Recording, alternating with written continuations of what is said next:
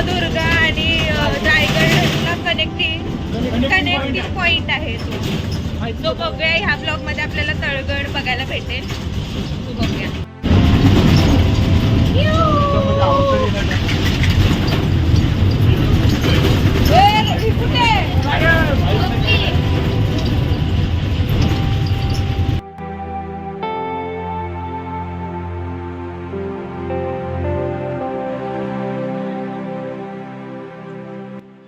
गाणं बोल. साहिल गाणं बोलणार आहे. हा बोल बोल.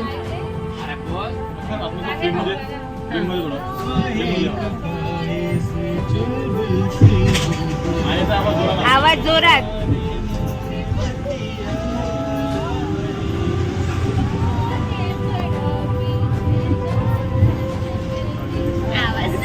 आवाज आहे झाल्यानं आवाज.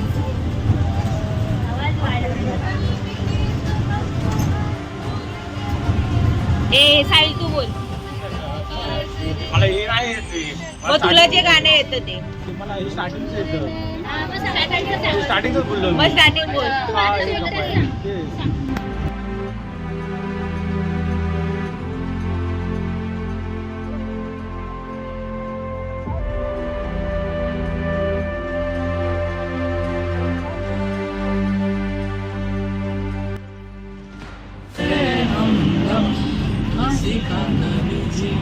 साहिल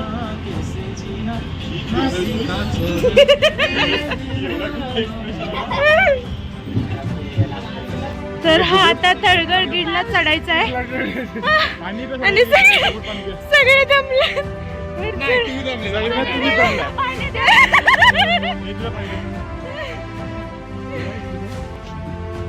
सह्याद्रीच्या कुशीत शांत उभा असलेला एक प्रहरी हा आहे तळगड. तळगडचा उगम नेमका कधी झाला हे स्पष्ट नाही, पण हा भाग प्राचीन काळापासून महत्त्वाचा होता. कोकणातील मार्गांवर नियंत्रण ठेवण्यासाठी असा डोंगरी ठिकाणी किल्ले उभे राहू लागले. तळगड किल्ला हा रोहाजवळ आहे. समुद्राच्या जवळ असल्यामुळे याला स्ट्रॅटेजिक इम्पॉर्टन्स होती. हा किल्ला छत्रपती शिवाजी महाराजांच्या काळात वापरात होता. मुख्य काम किनारपट्टीवर लक्ष ठेवणे आणि शत्रूंवर नजर ठेवणे. किल्ला छोटासा आहे पण मजबूत आहे. वर पोचल्यानंतर दिसते भक्कम तटबंदी, दरवाजांचे अवशेष, पाण्याची टाकी. एक काळ असा होता जेव्हा ह्या किल्ल्यावरून सैनिक सतत पहारा देत होते. समुद्रातून येणारे प्रत्येक हालचालींवर नजर ठेवली जात होती.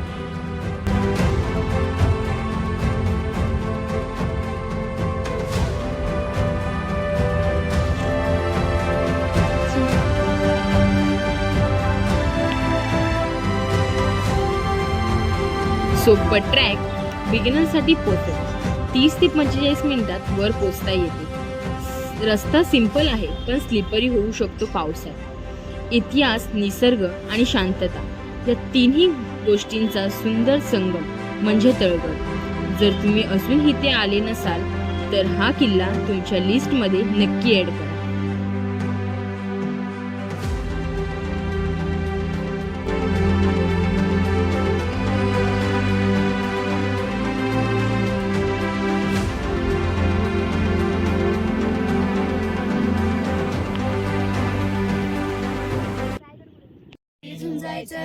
देवा धर्माची आन हाय, देवा धर्माची आन हाय. बैमान कुणी व्हायचं नाय, बेमान कुणी व्हायचं नाय. आपलं इमान सोडायचं नाय, आपलं इमान सोडायचं नाय. एका दिलानं नांदायचं र, देशासाठी जगायचं र. एका दिलानं नांदायचं र, देशासाठी जगायचं र. एक दिलानं नांदायचं र, देशासाठी जगायचं र.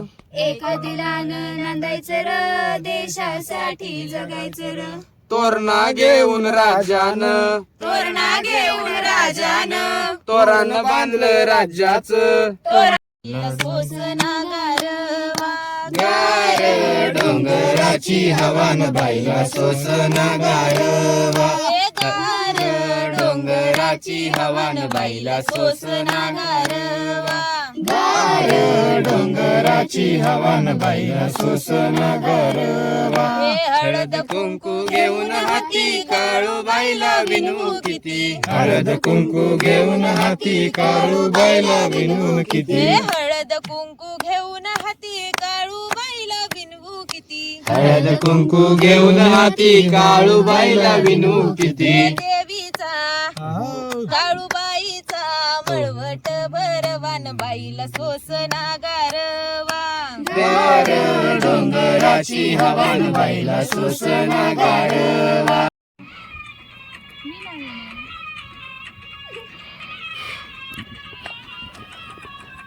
तू ग सत्वाची खरी अंबाबाई तुझ्यासाठी मी आलो पायी पायी तू ग सत्वाची खरी अंबाबाई तुझ्यासाठी मी आलो पायी पायी तू ग पुढं पुढं तू ग पुढं पुढं मी ग तुझ्या माग काग धरीलास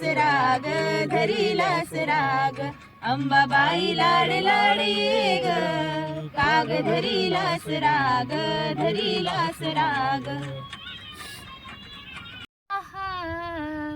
देव येडा झाला पहा कशी नवलाई शिवावतारी तुझी पार्वती आरतीच ही बानोबार जय मल्हार एकोट देवतीपती कशी हरलिंगाची मती एक मनात इच्छा होती कधी होईल अर्धांगीन त्या खंडोबाची कारभारीन झाली भानू धनगरीन खंडोबाची कारभारीन झाली भानू धनगरीन खंडोबाची कारभारीन झाली भानू धनगरीन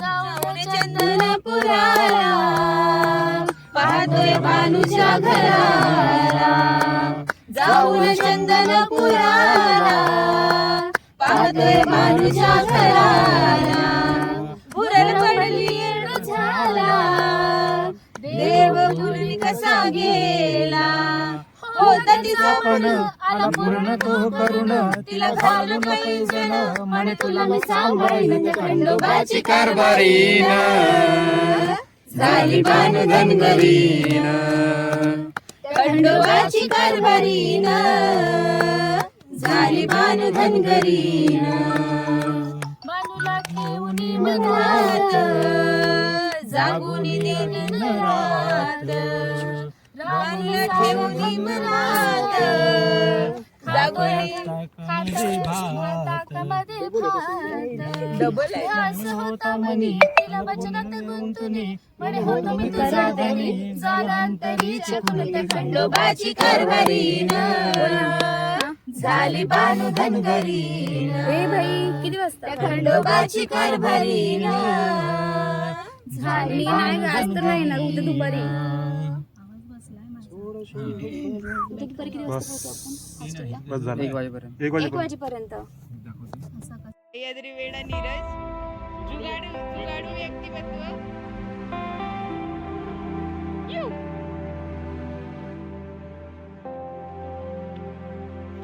सगळे सोल खालचे निघलेत त्याचे.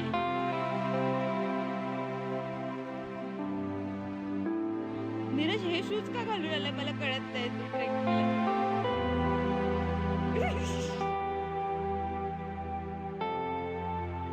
शिवाजी महाराज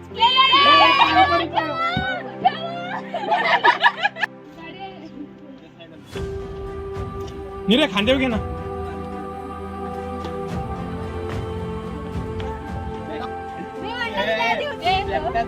पाय लांब ठेव, पाय लांब ठेव, पाय लांब ठेव.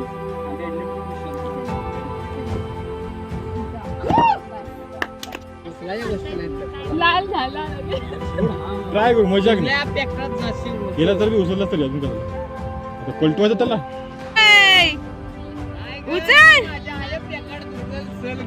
आम्ही खाली उतरलेलो आहोत. हळू हळू हळू हळू दम लागत लागत उतारली. उतरलेलं आहे. फायनली खाली उतरलो. उतरलेलं आहे. लवकरात लवकर बोलायचं आहे. 100 रुपयाची बोली आलेली आहे. 200 रुपये शाबास. 200 रुपये.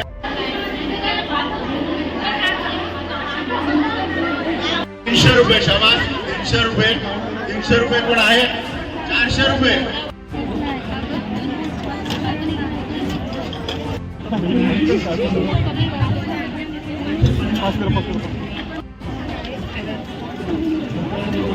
भंडाऱ्याचं जेवण.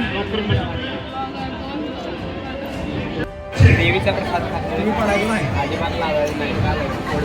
200 रुपये. भाजी 300 रुपये. संपलेलं आहे पण भाजी 300 रुपये. पुरे 300 रुपये. मी जेवलो. कसं वाटलं प्रीती जेवण? मस्त फुकटचं होतं पण छान. फुकटचा शब्द प्रसाद होता तो.